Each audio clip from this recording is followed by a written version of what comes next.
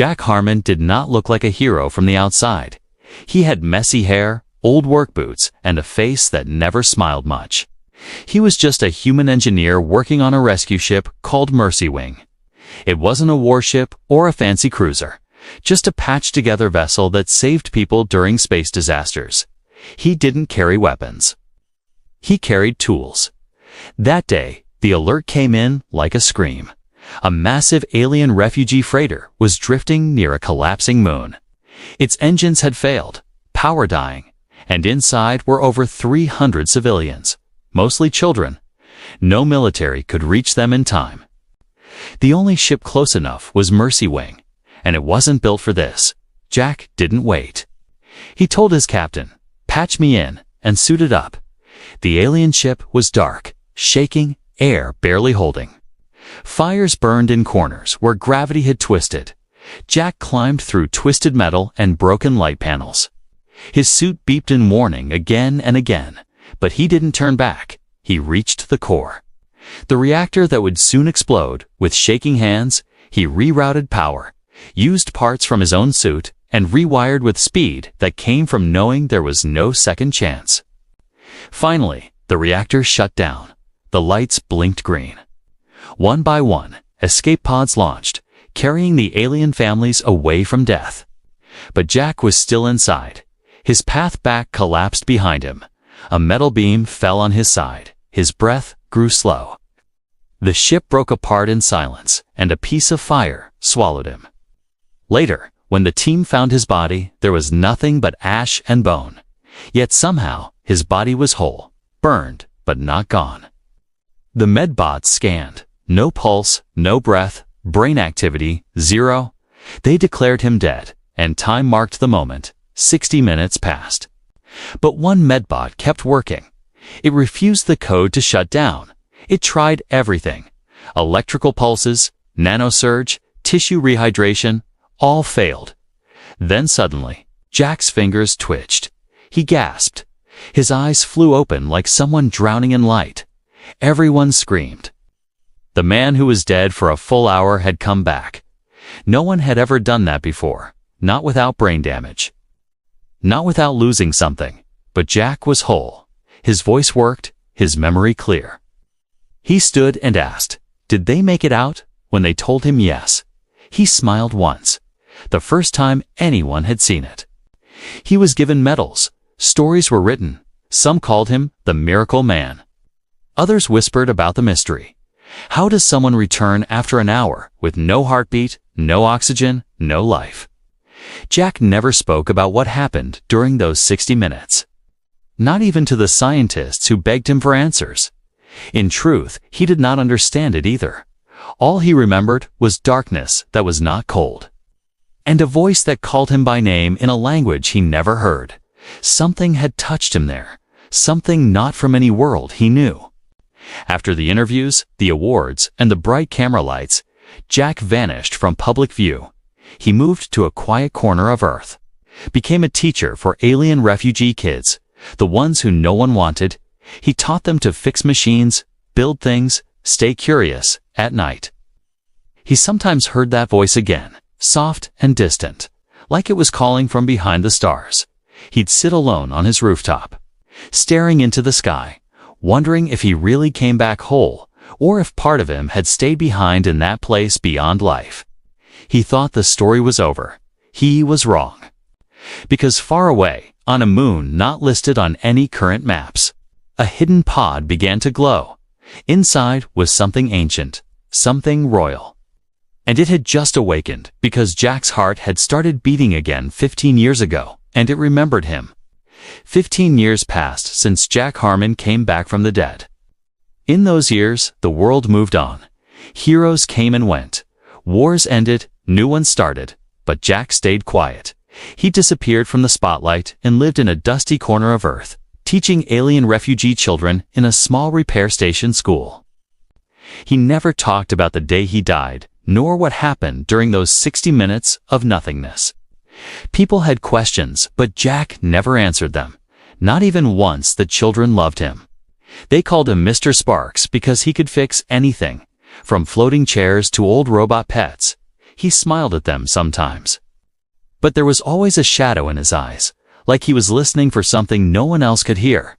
At night, he sat on his small rooftop, staring at the stars, holding an old burnt badge from the Mercy Wing, the ship that once exploded with him inside it.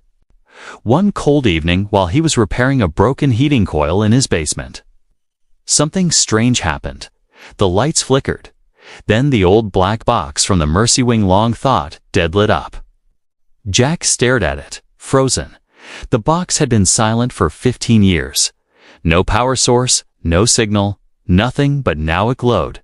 Then, a soft voice played from its speakers, a voice not in any language known on Earth.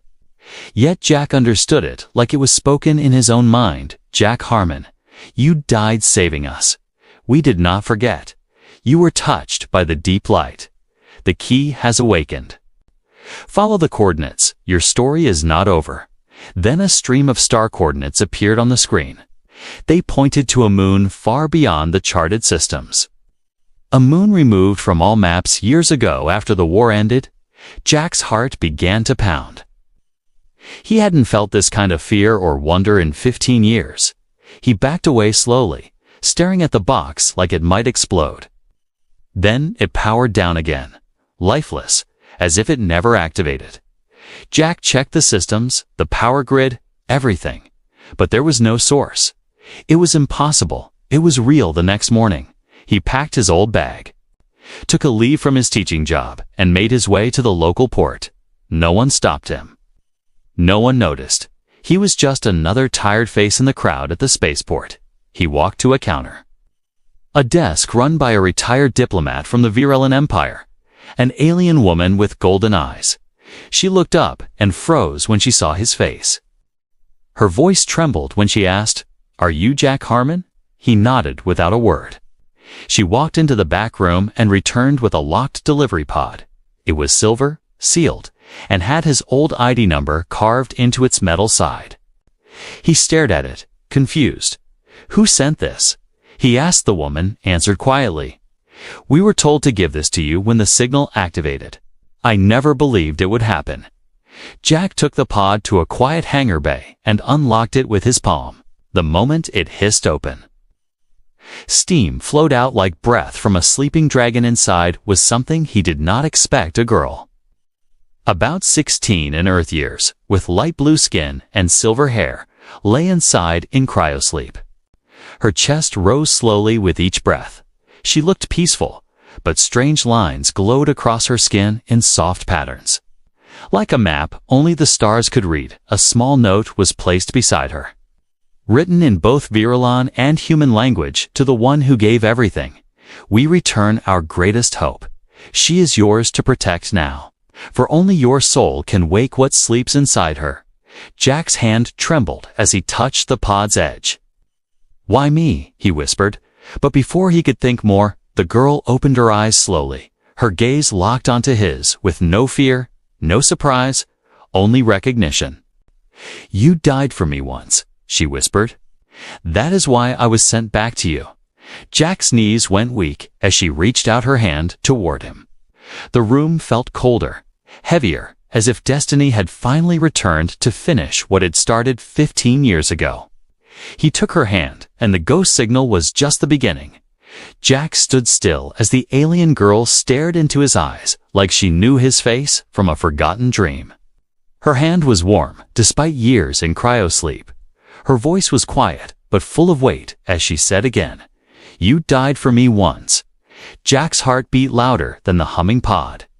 He helped her sit up slowly. Her silver hair shimmered in the hangar light. She wore a simple royal uniform, the kind long lost with a Virelan royal line. Her eyes, glowing pale blue, never blinked as she studied his face.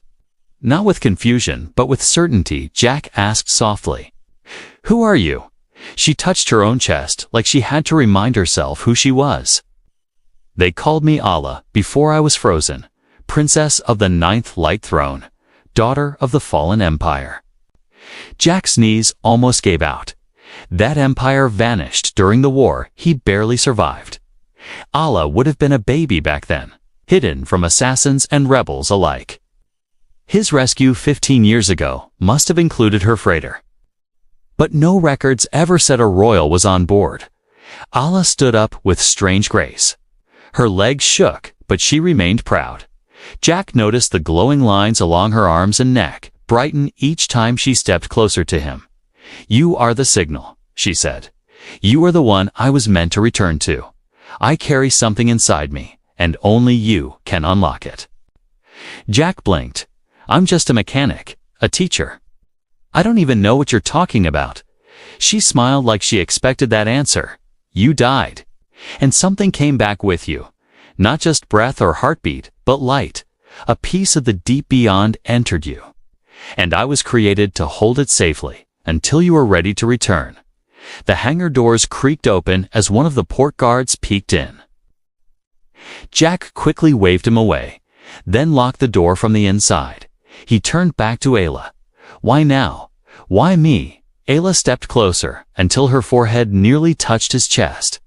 Her voice became even softer, "Because the darkness has found my scent again. They are coming for me, and I must awaken the code inside my blood. But I cannot do it without you near me. Your presence completes the frequency." Jack ran his hand through his hair. "It's completely lost. 15 years of quiet peace just shattered in 1 hour." He should have said no, walked away. But the same feeling that drove him into a burning ship was now pulsing inside his ribs. Again he reached down and helped Ayla walk out of the hangar toward a private skimmer transport. As they flew through the night sky, she rested her head on his shoulder like it was the most natural thing in the universe. Jack couldn't help but feel protective of her, like some invisible thread connected them beyond time. They reached his old home on the edge of the city. A simple house filled with scrap tech and glowing star maps. Ala walked around slowly, touching his tools, his books, his tiny robot pets. "You live like a monk," she said gently. "I thought I was done with the galaxy." Jack answered, "But the galaxy is not done with you," she whispered. That night, as Jack slept lightly on the couch, he felt a strange pulse vibrate through the walls. He opened his eyes and found Ala standing barefoot in front of the old Mercy Wing black box. It had powered itself on again, glowing brighter than before. She turned to him and said, "The others will come. Those who wish to break the seal within me. They will not knock. They will erase, burn, and rip this world apart to stop what's inside from waking."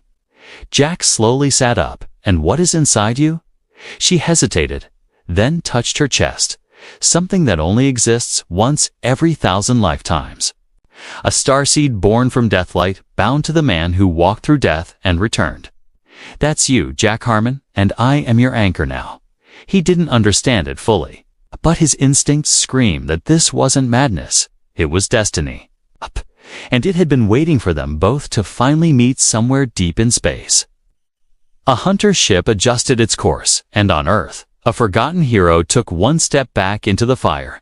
Alice slept in Jack's small guest room, her breathing calm, her face glowing softly in the moonlight that entered through the window, but Jack couldn't sleep the signal to pod her words. It all felt like a wave that hadn't finished crashing over him. He stared at the black box, now dim again, sitting quietly on the shelf like it hadn't. Awakened their world just hours ago. He walked to the kitchen, poured water into an old steel cup, and stared out the window. The stars looked normal. The night looked far. Peaceful, but his chest felt heavy, like something dark was crawling toward them from the edges of space. Then the lights flickered. The ground outside shook lightly, like someone dropped a heavy machine nearby. Jack rushed to the window and froze. A black aircraft hovered above the dirt road near his house. No lights, no markings. Its shape was sharp like blades, fused together with shadows. He grabbed the old stun rifle from behind the cabinet and ran to Ayla's room. She was already standing at the door, barefoot, eyes wide, glowing softly in the dark. "They found us," she whispered before Jack could ask who. A blinding blue beam tore through the wall, barely missing them. The air hissed with charged particles, and then silence, heavy and full of danger. Jack grabbed her. Hand and they ran through the back exit. As the roof exploded above them, they rolled into a ditch behind the shed as metal boots landed near the front of the house. Shadow soldiers, tall, silent, with armor that bent the light around them, walked in formation toward the ruins of Jack's home. "They're not from any system I know," Jack whispered. "They're not alive the way you understand life." Alice said, her voice calm and terrifying at the same time. They recalled the silence. They serve the deep shadow beyond the stars, the ones who hate the deathlight inside me. Jack felt the rifle in his hands grow heavier. He peeked over the edge and saw one of the soldiers sniffing the air like a predator sensing blood they didn't speak. They moved like one machine split into pieces. Jack tapped Ayla's shoulder and motioned to the old underground tunnel behind the scrapyard. It led to the city outskirts. They sprinted low and fast. The soldiers didn't see them at first, but as Jack opened the tunnel hatch, a distant shriek echoed through the trees, and one of the soldiers turned his head sharply in their direction. "Go now," Jack said, pushing Ayla into. "What?" Jack asked. "You died and came back," she said. "You carry the memory of light they cannot touch, and it burns them just by being near you." Jack didn't answer. He just tightened his grip on her hand and kept moving. They exited the tunnel near an old transport station where Jack had a hidden friend, a smuggler named Corin, a grumpy alien with too many scars and not enough patience. Corin didn't ask questions when he saw them, only growled.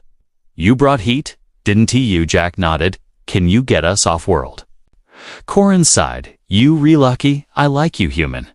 There's a freighter leaving in 30 minutes, heading toward the outer rings. It's not legal, but it flies." Ayla looked at Jack and then at Corin.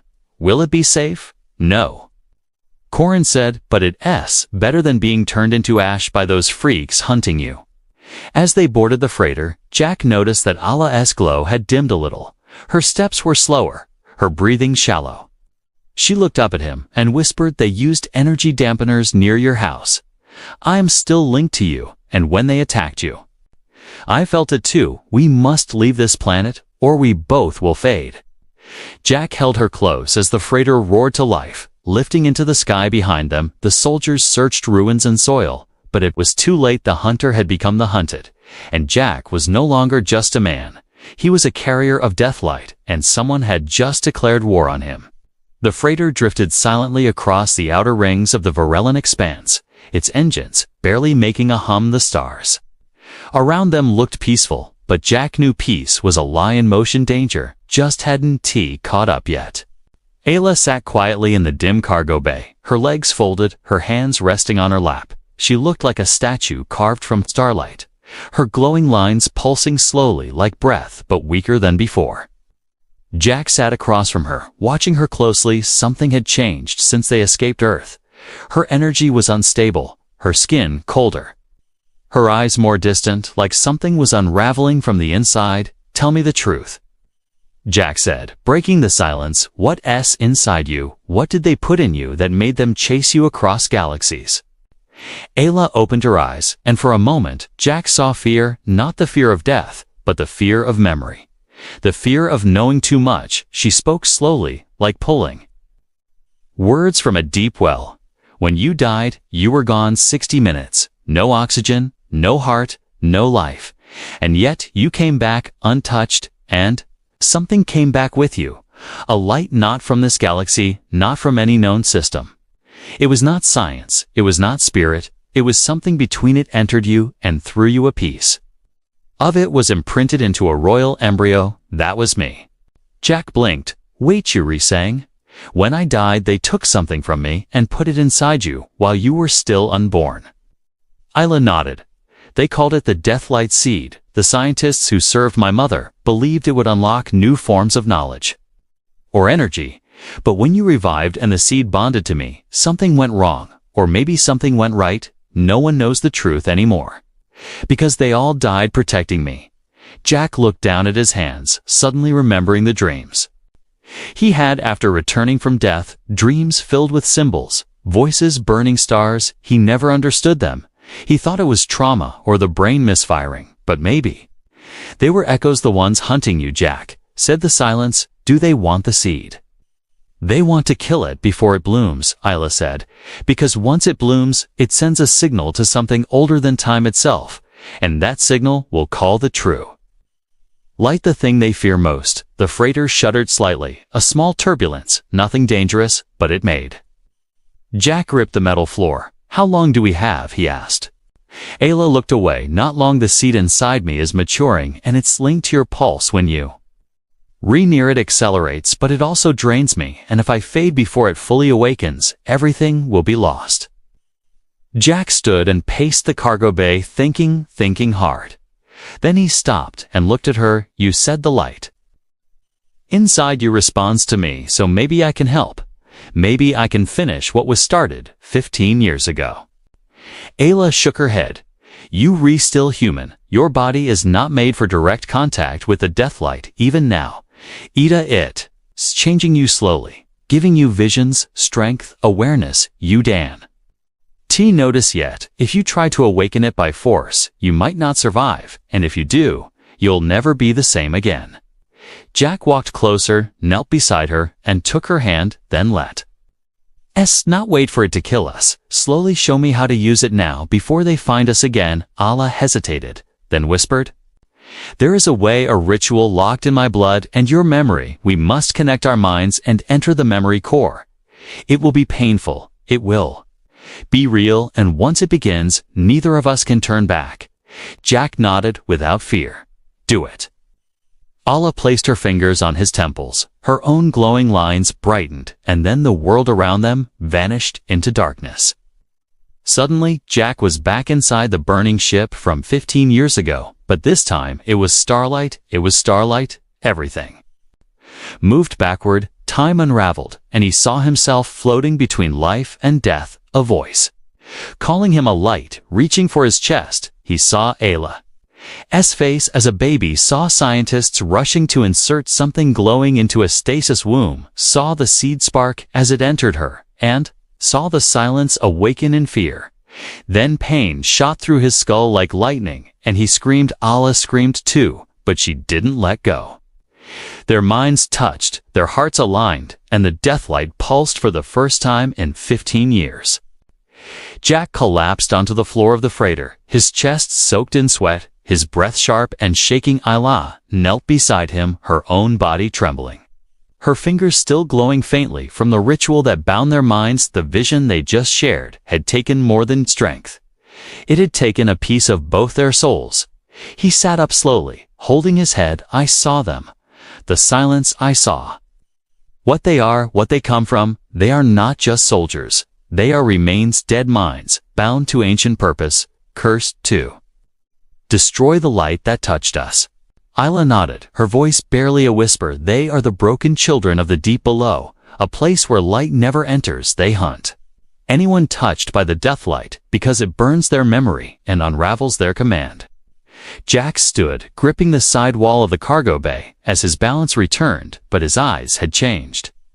There was something new in them, not just fear, but understanding. He looked at his hands like they didn't belong to him anymore, like he was watching time flow through his veins. Suddenly, a noise echoed from the corridor outside the cargo bay, heavy thuds, followed by a dragging sound. Allah's eyes widened. She stood quickly and reached for Jack's hand. They were here.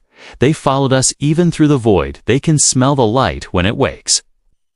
Jack grabbed the old plasma cutter from a nearby crate, not a weapon, but sharp enough to slice metal if needed. He motioned to the exit door, but before they could reach it, the lights died and the air grew heavy, like the ship itself was holding its breath. A figure stepped through the shadow's armor, cracked and black wires hanging from its limbs. No face behind the glass, only smoke. Its voice wasn't T-sound, it was vibration crawling into the brain like a scream under the skin. You are not meant to return. The light does not belong to you, Jack Harmon. Jack raised the cutter, but Allah stepped in front of him, her hands glowing brighter than before, her voice firm. He was chosen by death and sent back by something you fear. If you touch him, you will burn again.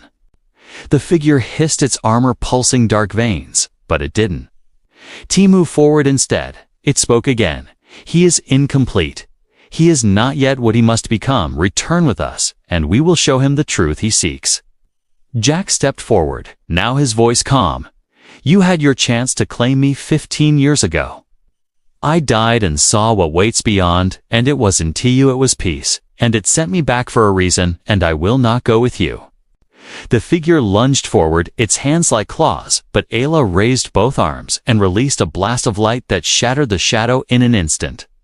The figure screamed and vanished into smoke, the corridor silent once more. Jack fell to his knees, the energy around them still humming. Ayla leaned beside him, her hand on his shoulder. Not just hunting us, they recalling others, trying to pull you back to the place you escaped." "I feel it," Jack whispered. "Every night since the ritual, I hear them calling my name in a voice that sounds like my own. They want me to believe I belong with them." "You, Dante," she said firmly.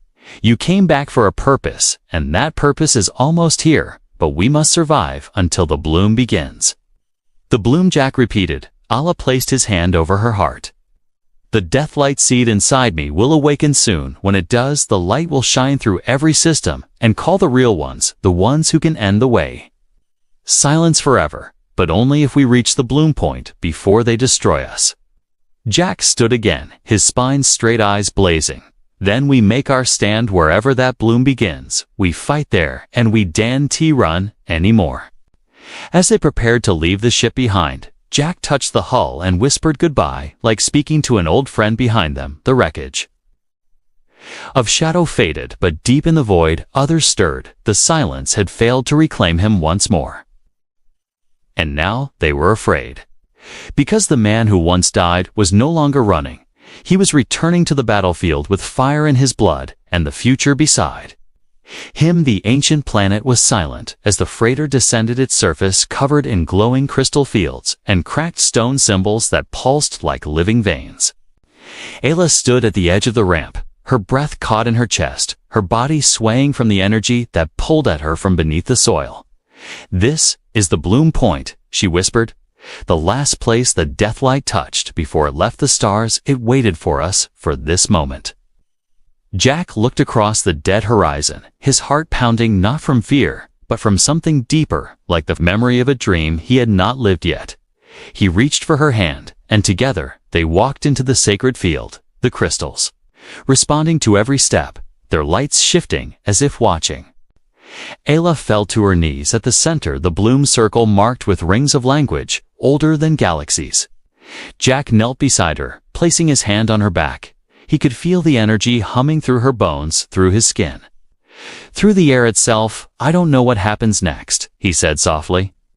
"You don't need to know," she answered. "Just stay with me no matter what happens. Promise me you won't run." "I promise," he said, and meant it. Above them, the sky cracked with shadows. 6 ships appeared, shaped like daggers, made from broken memories. The silence had found them, and this time they brought everything.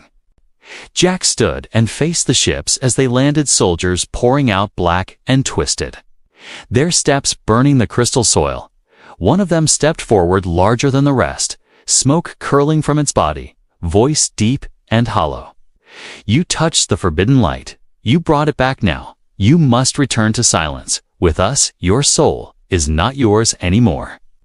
Ayla's body began to glow, her skin lit with fire, her eyes blazing like stars being born. She reached for Jack's hand again and said, "This is it. This is the moment we either awaken or disappear forever." The silence charged their weapons, ready to erase them both. But Jack didn't flinch. He pulled Ayla close and whispered, "Let it bloom. I'm not afraid to die." "Again, not if it saves you," she cried, without tears, her voice trembling. "You never left that place. You just carried it here and now. It wants to finish what it started." The ground beneath them opened wide, not with destruction, but with light, pure, endless light that shot into the sky and hit the ships above, turning them into ash without fire. The silence screamed as the light passed through them, ripping their purpose apart, their armor crumbling like dust in the wind. But Jack did not burn, and Ayla did not vanish. They hovered inside the pillar of light together. Her body lifted from the ground, her arms open, her glow now brighter than a sun. You gave your life for strangers, her voice echoed, so the light gave you back your soul. And with it, the key to end this darkness forever.